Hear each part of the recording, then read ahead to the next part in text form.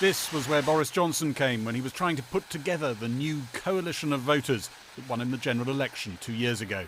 If we can get Brexit done... A Tory leader stealing a traditional Labour backdrop. One particular image that day, so dreamy the campaign team put the lifelong Labour supporter with his battered homemade banner on the manifesto cover.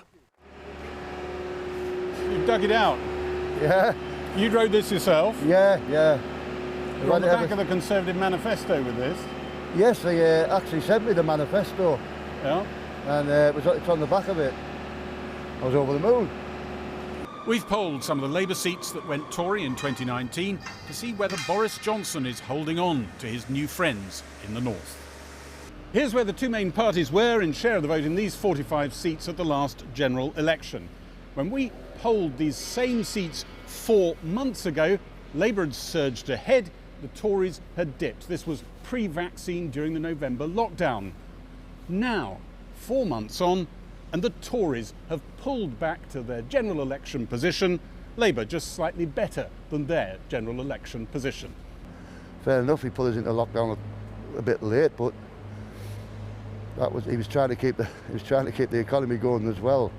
There was Brexit coming, there was everything. He had everything on top of him. He seems to have got through it all. He seems to have come out the other end an even better man. The 17.4 million people have voted for Brexit. Dave Forder was also there when Boris Johnson came to town. I have a long memory on some leaders, Tory leaders, especially Margaret Thatcher. Do you think this guy's different, Boris Johnson? Oh yes, I do. I think he cares more for the people, probably, whereas Margaret Thatcher didn't. So what's driving those party numbers? Is it the party leaders?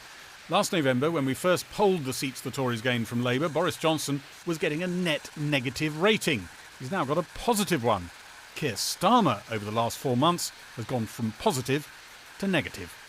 55% of all the voters we polled said it was unclear what Keir Starmer stands for. 37% of Labour supporters said the same. I think Boris is strong, and he says it as it is. And if he disagrees with you, he disagrees with you. He'll tell you straight away. And Keir Starmer? No, he's too hesitant. So Keir Starmer, well, he started off good, but he's sort of fizzled out in my eyes. The workforce is drawn from seats like Redcar, voting Tory for the first time in its history 2 years ago. Labour would have won it back on our November poll. In the latest poll, it stays with Boris Johnson. I don't think anybody else could do much different. Keir Starmer wouldn't do a better job. What do you make of him? I trust him as far as I can throw him to. No, I'm not keen. Yeah. I think they've got a lot of things wrong. I think they should have closed the borders and all that before, when it first started. But you don't blame Boris Johnson for that? No, not really. No, he can only do what he thinks and what he's told. You'd stick with him for now? Oh yeah, definitely. Yeah, I just wish he'd comb his hair. Do something with it. The vaccines rollout has boosted the Conservatives here, but Rishi Sunak's budget also seems popular. With this fare loan thing, the money has to come from somewhere, and people have to, tighten their belts. Our polls suggest the budget earlier this month has gone down well in seats like Redcar. A big majority supporting the idea of corporation tax increases. A majority too for the idea of freezing income tax thresholds.